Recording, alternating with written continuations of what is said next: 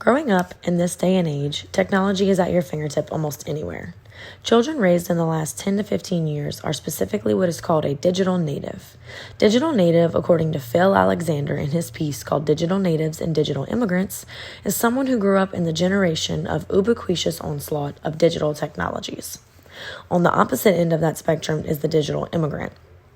The digital immigrant is someone coming to digital technology later on in their life. Alexander later says, the implication is that the digital native is familiar with and proficient with technologies that the digital immigrant is not. And because of this split in digital skill, it will be difficult for the two to communicate. This is the topic that I chose because I feel as though my 2-year-old son and I are a good example of the difference. My son is capable of operating his TV remote as well as his iPad or any smartphone. This is very normal for a 2-year-old in this day and age because since their birth, they have been around advanced technology. Children these days are able to have all their special moments documented immediately by pictures or videos on a smartphone. I'm 25 years old, and growing up, there were no smartphones, and there were definitely not any iPads to learn things on. I remember us having a desktop with a thick screen and a tower and a wired mouse. This was considered advanced technology all those years ago.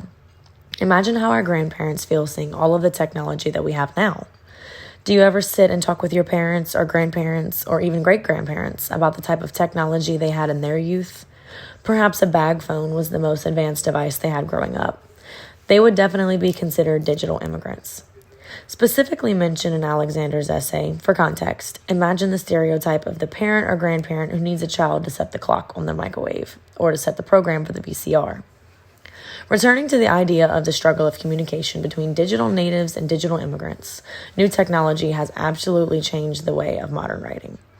According to Alexander, the new tools that technology has provided us with may be difficult to use by people who started writing before there were computers and other viable technology. Do you feel as though the advancement of technology has been more beneficial for society, or do you feel society is too dependent on technology? According to Genesia Carter and Aurora Motsky, the notion that humans are cyborgs has emerged. The two authors state that technology has become fully integrated and relied upon in everyday life.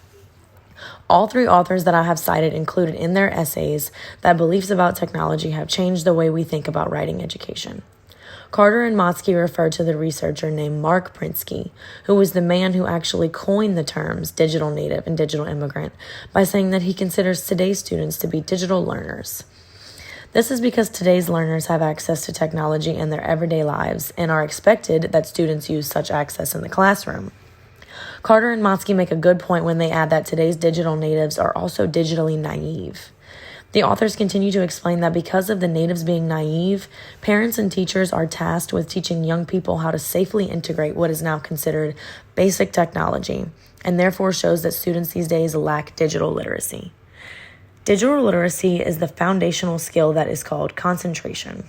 A lot of students who are exposed to heavy amounts of technology are said to have rewired brains that cause them to lack the ability to concentrate, as opposed to students who were not exposed to heavy amounts of technology. Now, most people would be on the fence about the topic of technology because as a society, we are lucky to have technology. It has enhanced our lives tremendously and made most everyday tasks almost effortless. However, it does seem as though society today would not be able to handle life without all the new gadgets.